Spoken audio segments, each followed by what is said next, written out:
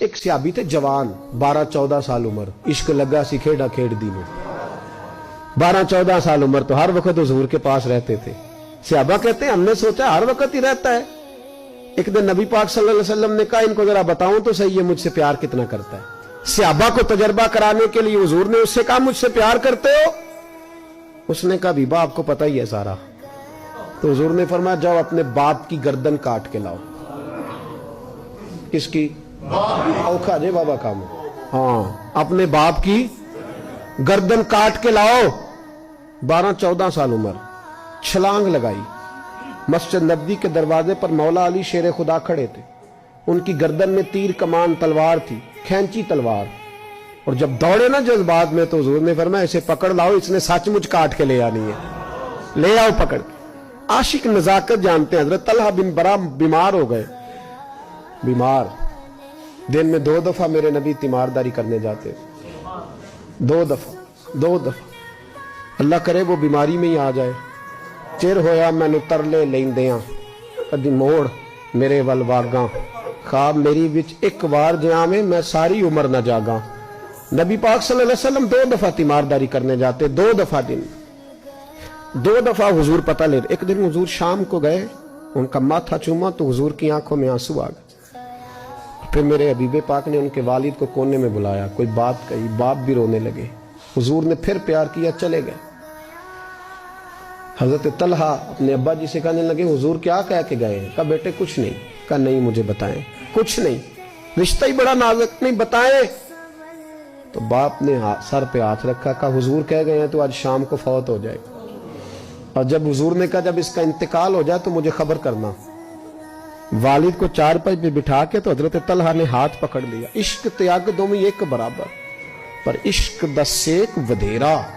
اگ تے ساڑے ککھ تے کانے, عشق ساڑے تن میرا.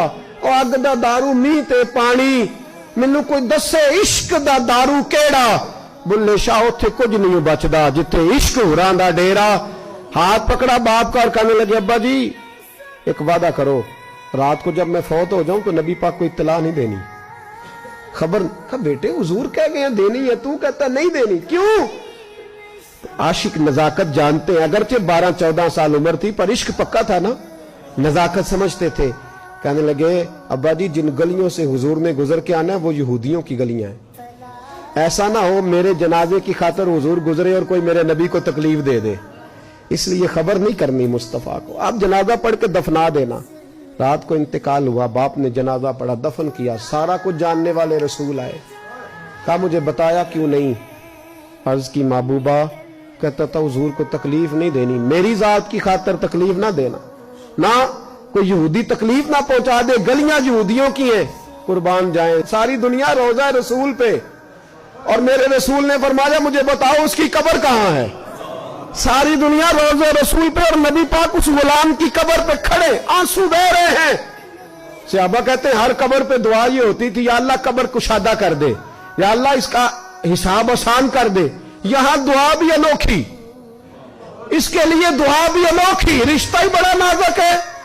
میرے نبی پاک نے دعا بڑی انوکھی فرمائی. کہا اے اللہ جب میرے طلحہ کی تیرے ساتھ ملاقات ہو تو ذرا اس سے مسکرا کے ملنا, یہ تیری شان کے لائق ہے, ذرا اس سے مسکرا کے ملنا. کہتے وجد ہو گیا تاری, اس لیے کہ جو رشتہ نبی کا امتی سے ہے اور امت کا رسول سے ہے اس کی نزاکت کو صرف غلام جان سکتے ہیں. غلام جان. میں نے پچھلے جمعے بھی کہا تھا, مجھے ایک شخص کہنے لگے آپ بتیاں لگاتے ہیں, جھنڈیاں لگاتے ہیں. میں نے کہا بس نہیں چلتا, ہم تو تارے بھی لگا دیں, تمہیں ہمارا پتہ ہی نہیں. میرا دل کرتا ہے گلی گلی پھروں اور یہ نعرہ لگاؤں جان ہے عشق مصطفیٰ, روز فضو کرے خدا, جس کو ہو درد کا مزہ وہ نازے دوا اٹھائے کیوں, اور پھر کے گلی گلی تباہ ٹھوکریں سب کی کھائے کیوں. اگر دل کو یہ عقل دے خدا تو تیری گلی سے جائیں کیوں.